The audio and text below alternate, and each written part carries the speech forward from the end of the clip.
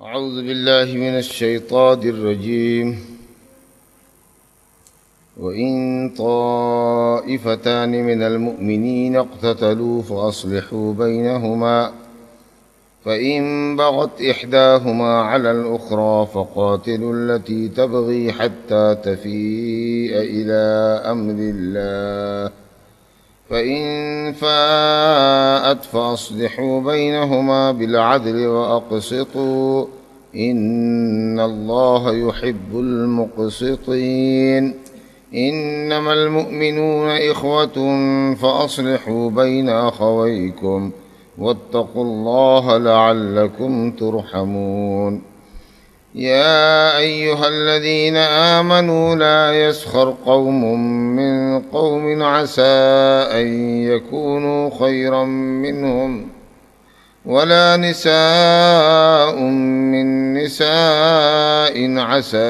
أن يكن خيرا منهن ولا تلمزوا أنفسكم ولا تنابزوا بالألقاب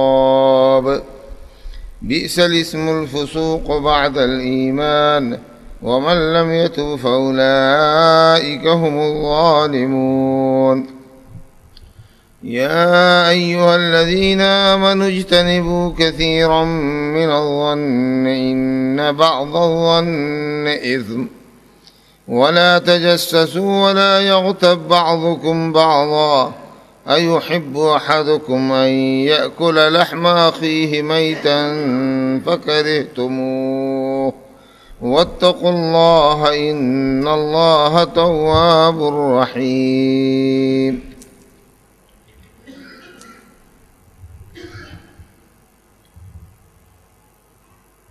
یہ چند آیات ابھی آپ کے سامنے سورہ حجرات سے تلاوت کی گئی. آیت نمبر 9 میں اللہ سبحانہ و تعالیٰ نے مومنوں کو آپس میں ایک دوسرے پر ظلم و زیادتی کرنے اور آپس میں قتل اور خون ریزی کرنے سے منع فرمایا ہے. اور اگر مسلمانوں کا دو گروپ ناسمجھی اور نادانی میں آپس میں جھگڑ پڑے، جنگ و جدال ان کے درمیان قائم ہو جائے، تو دوسرے وہ لوگ جو نیوٹرل ہیں ان کی ذمہ داری بنتی ہے کہ وہ مداخلت کر کے بیچ بچاؤ کی راہ نکال دیں اور صلح صفائی کرا دیں. اگر کوئی ایک گروپ زیادتی پر تلا ہوا ہو، صلح کرنا نہ چاہتا ہو، اللہ اور اس کے رسول کے فیصلے کی طرف پلٹنا نہ چاہتا ہو، تو جو نیوٹرل لوگ ہیں ان کی ذمہ داری ہوتی ہے کہ اس باغی گروپ سے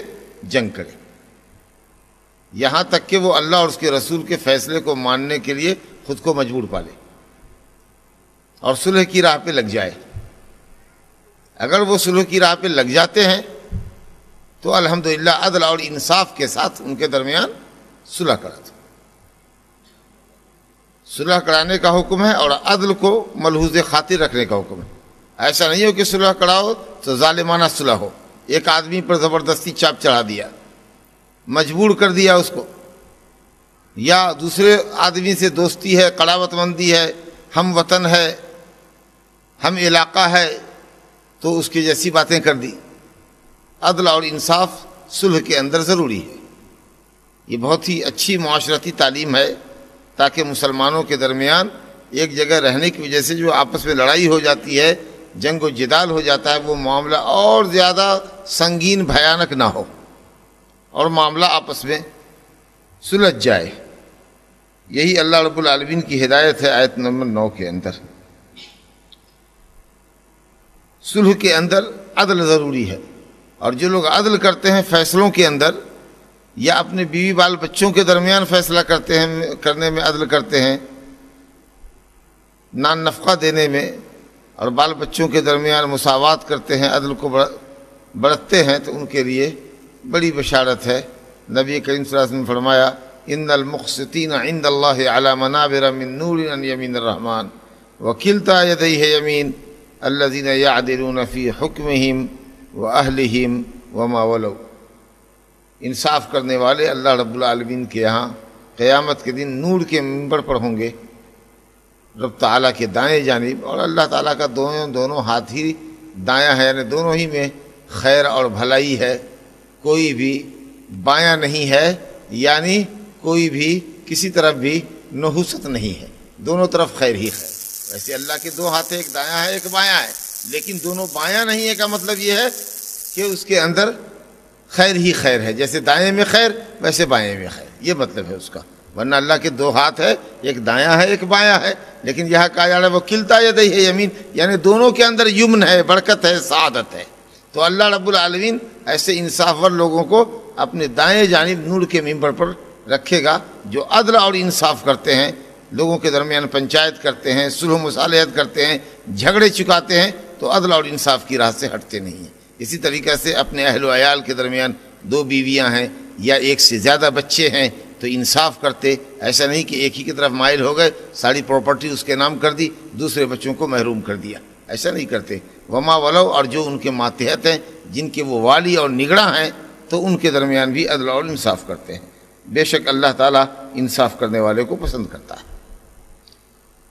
اگلی آیت میں اللہ رب العالمین نے فرمایا انما المؤمنون اخوہ، مومنوں کے درمیان اللہ تعالیٰ نے ایک رشتہ قائم کیا ہے، وہ ہے اخوت کا، بھائی چارے کا رشتہ ہے۔ ایک مومن چاہے دنیا کے کسی بھی خطے میں ہو، دوسرے مومن کا بھائی ہے، اور اس کی خوشی میں وہ برابر کا شریک ہے، اس کے غم میں برابر کا شریک ہے۔ ہمارے درمیان سب سے مضبوط جو رشتہ ہے وہ ایمان کا رشتہ ہے۔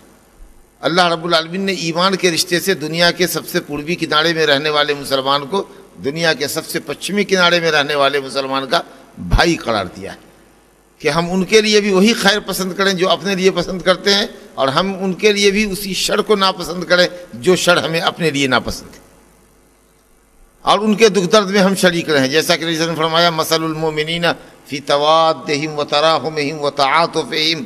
کمثل الجسد الواحد اذا اشتکا منہ عضو تداعی لہ سائر الجسد بالسہر والحمى۔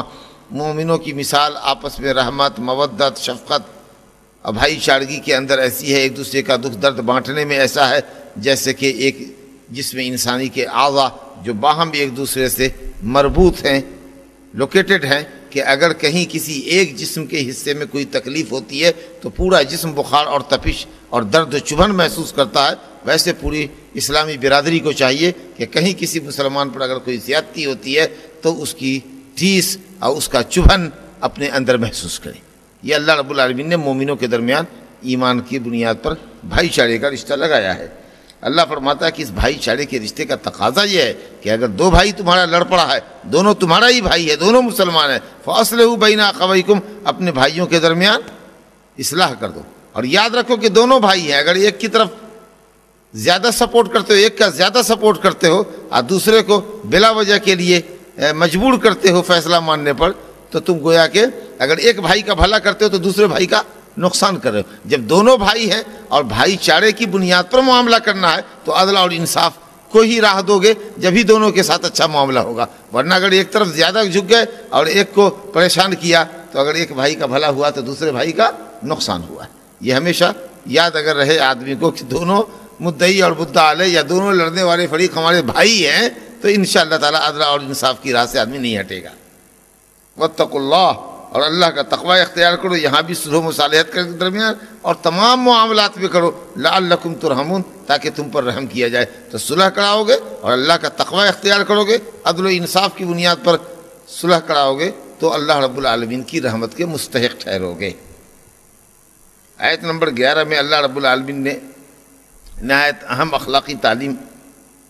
دی ہے۔ فرمایا اے ایمان والو، لا یسخر قوم من قوم، کوئی ایک قوم دوسری قوم کا مذاق نہ اڑائے۔ عسیٰ ان یکونوا خیرا منہم، بہت ممکن ہے کہ جس کا مذاق اڑایا جا رہا ہے وہ مذاق اڑانے والوں سے بہتر۔ اور آگے فرمایا نہ کوئی عورت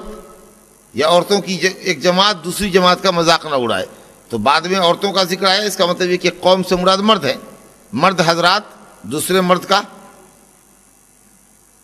مذاق نہ اڑائیں، اور اسی طریقے سے عورتیں دوسری عورتوں کا مذاق نہ اڑائیں، کیونکہ دوسرے کا مذاق اڑانا اس بات کی طرف اشارہ کرتا ہے کہ جو آدمی مذاق اڑا رہا ہے اپنے کو سپیریئر سمجھ رہا ہے اور دوسرے کو امپیریئر سمجھ رہا ہے،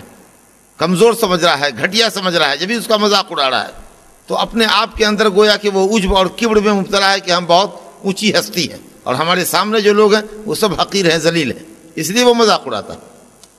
ہو سکتا ہے کہ اللہ کی نگاہ میں جس کا تم مذاق اڑا رہے ہو وہ تم سے بہتر ہو، اور اکثر ایسا ہوتا ہے کہ ہنسنے والے گھٹیا ہوتے ہیں ان لوگوں کے مقابلے میں جن پر وہ ہنس رہے ہوتے ہیں، اکثر یہی ہوتا ہے۔ جی فرمایا کہ نہ یہ مرد کو زیبا ہے اور نہ عورت کو ہے، ہو سکتا ہے کہ جن کا تم مذاق اڑا رہے ہو وہ تم سے بہتر ہوں، اور ہو سکتا ہے کہ عورتیں جن عورتوں کا مذاق اڑا رہی ہیں وہ عورتیں مذاق اڑانے والیوں سے بہتر ہوں۔ وَلَا تَلْمِزُوا أَنفُسَكُمْ، اور ایک دوسرے سے لمز مت کرو، ٹونٹنگ مت کرو، ایک دوسرے کا مذاق مت اڑاؤ۔ وَلَا تَنَابَزُوا بِالْأَلْقَابِ، لمز کہتے ہیں قول سے ایسی بات بولنا جو اس کے لیے تکلیف کا باعث ہو مزہ لبزہ آتا ہے، فعل کے ذریعے کچھ ایسی ایکٹیویٹی کرنا جس سے اس کی تضحیک ہو، اس کا مذاق اڑاؤ، یا کوئی بات ایسی بولنا، کوئی جملہ ایسا منہ سے نکال دینا جس سے وہ سنے تو لگے کہ ہماری توہین کر رہا ہے، ہمارا مذاق اڑا رہا ہے، سیٹی بجا دیا یا کوئی اس طرح کی حرکتیں کر دی، تو اللہ تعالیٰ کہتا ہے کہ قول کے ذریعے دوسرے کو عیب مت لگاؤ، دوسرے کا تمسخر اور استہزاء مت کرو۔ وَلَا تَنَابَزُوا بِالْأَلْقَابِ، اور آپس میں ایک دوسرے کو برے لقبوں سے مت پکارو۔ دو تین چار نام رکھے، ایک نام اس کے ماں باپ نے رکھا، تم نے دو تین نام رکھ دیا۔ اب کالا ہے تو کالیا پکارا، لنگڑا ہے تو لنگڑا کہہ کے پکار رہے ہو، اندھا ہے تو کانا اور اندھا کہہ کے پکار رہے ہو، ایسے لقبوں سے پکار رہے ہو جو اس کو پسند نہیں۔ لیکن اگر بچپن سے ہی کلو اور کالو کہلاتا ہے، اور اگر بولے کالیا ادھر آؤ کلو ادھر آؤ اس کو برا نہیں لگتا ہے، تب کوئی حرج نہیں۔ لیکن اگر وہ برا سمجھتا ہے کہ ہمارے رنگ کا آپ مذاق اڑاتے ہیں، اپنے گورے رنگ پر آپ کو غرور ہے اور ہمارے کالے رنگ کا آپ مذاق اڑاتے ہیں، وہ یہ لفظ سننا نہیں چاہتا ہے، کوئی لنگڑا ہے اللہ نے اس کو لنگڑا کر دیا لیکن وہ لنگڑا کہلانا اپنے کو پسند نہیں کرتا ہے، چڑھتا ہے، اس کو تکلیف ہوتی ہے، تو ہم کو کوئی حق نہیں ہے کہ ہم اس کو یہ کہیں۔ لیکن اگر ایک نام پڑ گیا ہے،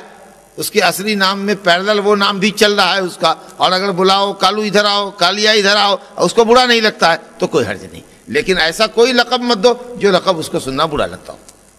بئس الاسم الفسوق بعد الایمان،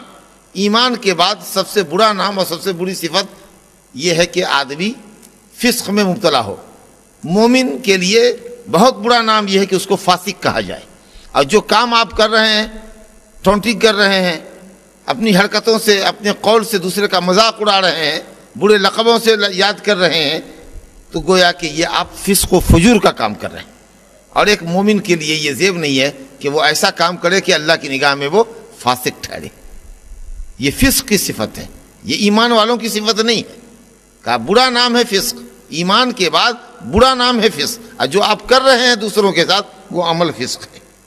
وَمَن لَّمْ يَتُبْ فَأُولَٰئِكَ هُمُ الظَّالِمُونَ، لہٰذا اسے توبہ کرنا چاہیے، اور جو آدمی توبہ نہیں کرتا ہے، اپنی ان غلط حرکتوں پر قائم رہتا ہے، وہ لوگ ظالم ہوتے ہیں، گویا اپنے بھائیوں کا حق مارتے ہیں اور ان کی توہین کرتے ہیں۔ رب العالمین نے آگے پھر اخلاقی تعلیمات کو جاری رکھتے ہوئے فرمایا ہے، یا ایھا الذین آمنوا اجتنبوا کثیرا من الظن ان بعض الظن اثم، لوگوں بہت زیادہ گمان کرنے سے بچو۔ ایک دوسرے کے متعلق لوگ گمان کرتے ہیں، بعض گمان برے ہوتے ہیں، گناہ ہوتے ہیں، بلکہ اکثر گمان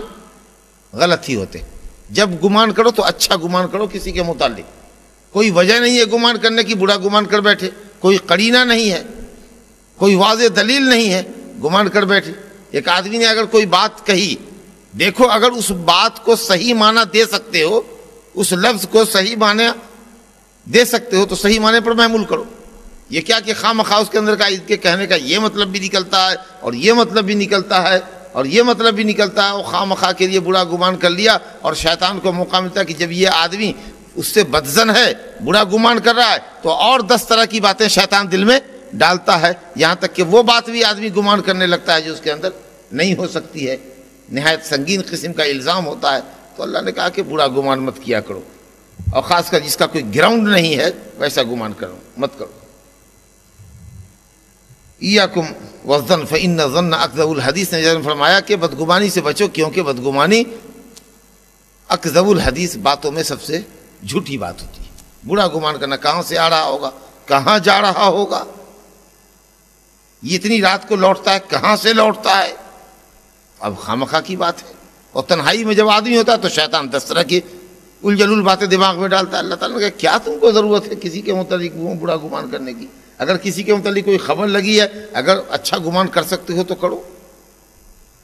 فرمایا ولا تجسسوا، تہمیں مت پڑھو، کون کہاں جاتا ہے، کون کدھر سے آتا ہے، کون اپنے گھر میں کیا کر رہا ہے، کسی کے دروازے پر جا کے کان لگایا، کھڑکی کے پاس جا کر کان لگایا، دیکھیں کیا بولتے، باہر تو بڑے متقی پرہیزگار دکھتے ہیں، گھر میں کیا کرتے انہوں، یہ ٹولہ میں جانے کی آپ کو ضرورت نہیں ہے۔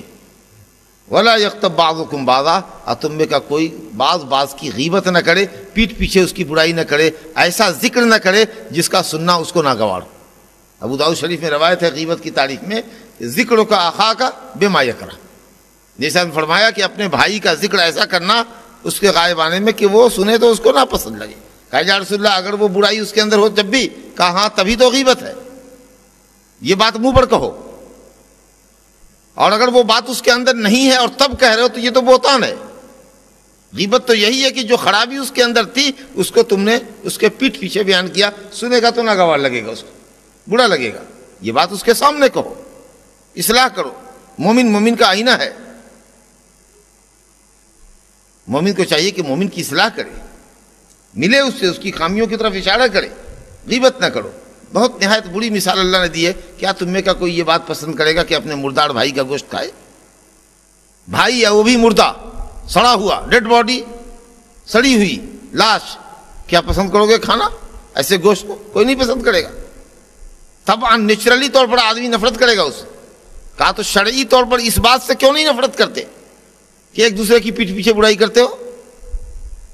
وہ نیچرلی برا مانتے ہو، اس کو شرعی طور پر اللہ نے جب برا کر دیا تو نیچر کے مقابلے میں شریعت اونچی چیز ہے، شریعت نے جب اس کو برا کہا تو اس کو برا بنو، ایسی حرکتوں سے باز رہو۔ واتقوا اللہ، اور اللہ کا تقوی اختیار کرو، بچو ان چیزوں سے۔ اب ضروری نہیں کہ جس کی غیبت کیا اس سے جا کر کے معافی مانگے کہ میں نے آپ کی غیبت کیا ہے، علماء نے کہا اس کی ضرورت نہیں، سنے گا تو اور تکلیف ہوگی اس کو، چھوڑو، آپ بیان کرنا چھوڑو اور اس کی تعریف کرو۔ اب تک برائی کرتے آ رہے تھے، موقع سے اس کی خوبیاں بیان کرنے لگو، تاکہ آدمی سننے والے کو سمجھ میں آئے کہ پہلے یہ فلاں کے متعلق غلط نظریہ رکھتا تھا، اب یہ اچھا نظریہ رکھتا ہے، اس کی تعریف کر رہا ہے، اس کا مطلب یہ ہے کہ اب یہ غیبت سے تائب ہو چکا ہے اور اس کا اچھا ذکر کر رہا ہے۔ واتقوا اللہ، اور اللہ کا تقوی اختیار کرو، ان اللہ تواب الرحیم، اللہ تعالیٰ بہت زیادہ توبہ قبول کرنے والا ہے، کمال اس کی رحمت ہے، توبہ کی توفیق بھی وہی دیتا ہے، اور توبہ کہتا ہے کرو ہم سے، معافی مانگو ہم قبول کریں گے۔ سوچئے کتنا مہربان ہے، توبہ کی بات بھی دل میں وہی ڈالتا ہے، کہتا ہے توبہ کرو نا ہم سے، معاف کرنے کو ہم تیار ہیں جی، وہ راہ بھی بتا رہا ہے کہ تمہاری گناہ کیسے بخشیں گے، تم ہم سے توبہ کرو ہم معاف کر دیں گے، راہ بھی وہی بتا رہا ہے اور قبول بھی وہی کر رہا ہے، کتنی مہربانی ہے اس کی۔ ان اللہ تواب الرحیم، وہ بہت توبہ کرنے والا ہے، کہتا ہے گناہ ہو گیا نا تم ہم سے معافی مانگو، صدق دل سے تائب ہو جاؤ، اللہ سے معافی مانگ لو، اللہ معاف کرنے والا ہے،